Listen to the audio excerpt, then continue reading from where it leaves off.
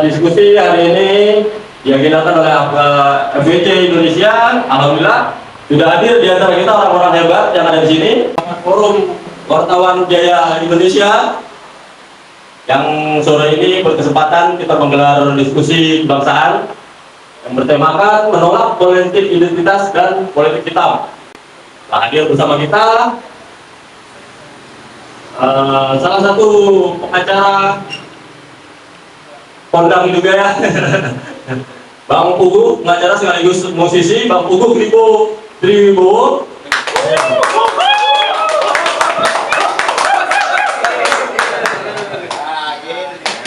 Ada juga aktivis jurnalis yang terkenal dengan peci hitamnya. Nggak ada yang nggak kenal beliau deh kayaknya di lapangan maupun di ruangan. Bang Mustafa Hadikarya alias Bang Opan. Di kamera. Ada juga sekarang yang hitam nih. Dari merah kita beralih ke yang hitam, Mbak Tri Wulandari, salah satu aktivis perempuan yang tidak pernah lelah menyuarakan aspirasi wanita dan peran milenial. Jadi di sini wakil wanita juga, wakil anak muda juga nih. Gitu. Salah satu pendiri dari dua organisasi besar, organisasi wartawan besar, FPI waktu itu dan FPJ Indonesia. Ada Mbak Tri Wulandari. Selanjutnya ada abang kita yang terkenal dengan gaptalaunya ya. Sana sini sudah Bang Richard William hadir sebagai pengamat politik hari ini. Ini nih tokoh nasional kita yang kita kenal dengan keberaniannya, kegagahannya. Tokoh nasional sekaligus purnawirawan Jenderal Kopassus dari lintas generasi, Mayor Jenderal TNI Purnawirawan Tatang Zainuddin. Komando. Ya. Langsung saja kita mulai diskusinya. Kita beri kesempatan nanti para tokoh-tokoh kita ini yang hadir di sini untuk memaparkan wawasannya terkait dengan tema kita hari ini, mensukseskan pemilu 2004, menolak politik identitas dan politik hitam. Kita mulai dari Bang Opan ya. Siapa dulu nih? Bang Opan dulu dong. Opan dulu dong. Sebagai wakil dari jurnalis menyuarakan apa yang ditemukan di masyarakat nih, yang terjun langsung ke masyarakat di dalam. Silakan Bang. Ya, terima kasih buat senior saya nih, Jenderal Pugu sebagai gitaris, penyadap Muri. Karena Pak Richard juga sebagai pendiri jaksa dan juga termasuk di forum kami dan juga sebagai pengamat politik tanah air. Ada juga Baulan sebagai milenial dan aktivis perempuan dan juga seorang jurnalis ya. Sebetulnya saya malu yang bicara di sini karena apa? Yang tidak hadir. Tapi karena tuntutan jurnalis saya akan bicara bahwa pada prinsipnya bahwa wartawan ini memiliki satu pemahaman yang sama. Artinya bahwa apalagi ini menjelang pemilu, bagaimana cara kita menulis, cara kita melakukan satu kemajuan bangsa ini. Artinya negara perlu itu. Jadi kalau memang ada sedikit dan tinggal provokasi lain, jangan terbawa arus. Saya rasa kalau pemaparan saya sementara sekian. Terima kasih.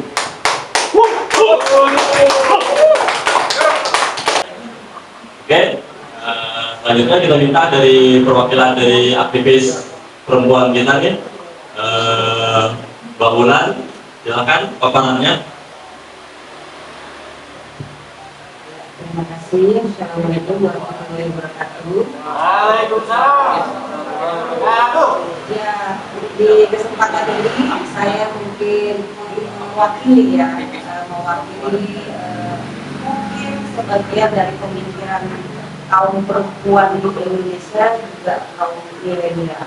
Bahwasanya jelang pemilu 2024 ini suara perempuan itu juga sangat menentukan, dan juga nasib perempuan itu ada di politik. Namun di kesempatan ini juga saya mengimbau kepada mungkin ya yang sudah-sudah ini seperti yang politik kemarin, emak-emak jangan terlalu terbawa dengan emosional pribadi yang mendukung atau menjagokan seseorang itu yang sampai berlebihan sehingga mengebelakangkan hal-hal yang lain termasuk etika, terus mengabaikan keluarga.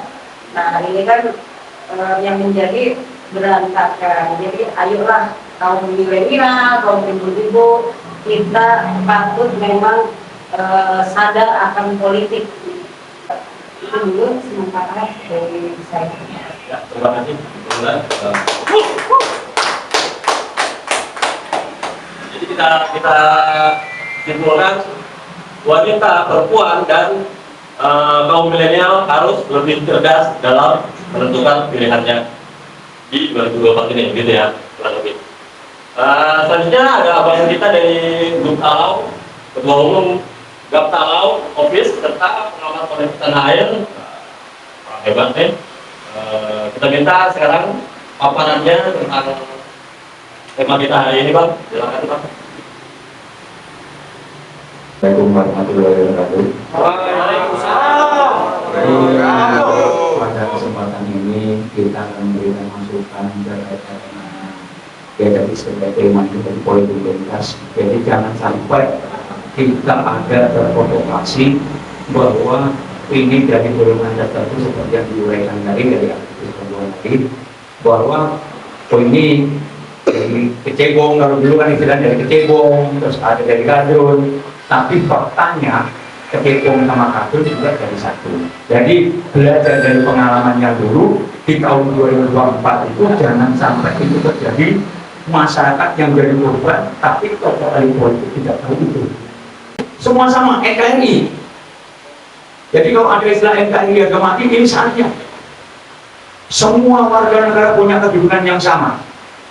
Jadi amanah Undang-Undang Nomor 7 Tahun 2017 harus kita jaga bersama itu. Ya, jadi jadikan momen 5 tahun ke depan ini kita punya pemimpin yang amanah. Itu harapan kita. Jadi untuk sekian, terima kasih. Jadi sesuai dengan tema hari ini, menurut saya sebagai seorang musisi dan pengacara juga, jadi teman-teman yang milenial khususnya juga, kan saya kan milenial, cuma rambutnya enggak. Jadi posisi kita ini sekarang sebagai generasi muda dari umur 17 sampai saya yang kurang lebih 35 ya. 25. Itu harus pandai-pandai bagaimana cara kita melihat teman-teman kita di sekitar, termasuk teman-teman musisi yang mencalonkan sebagai anggota dewan yang 5 tahun mendatang, baik dari partai manapun. Jadi kita harus melihat itu dari sisi apa? Pertama kredibilitas, kedua itu kemampuan dalam berpikir, kemudian cek juga itu apakah dia sudah lulusan SMA atau lulusan sarjana, dia layak sebagai anggota dewan. Nah, kita ikuti aturan pemilu dulu. Kita di ruang publik terus menonton bareng-bareng, itu suatu pelanggaran hukum. Saya pun tidak setuju. Nah, dari situ kita juga harus jelas batasan-batasan seseorang, apa itu capres atau menjadi anggota dewan itu bebas, karena undang-undang memperbolehkan semua warga negara untuk menjadi seorang pemimpin. Itu aja.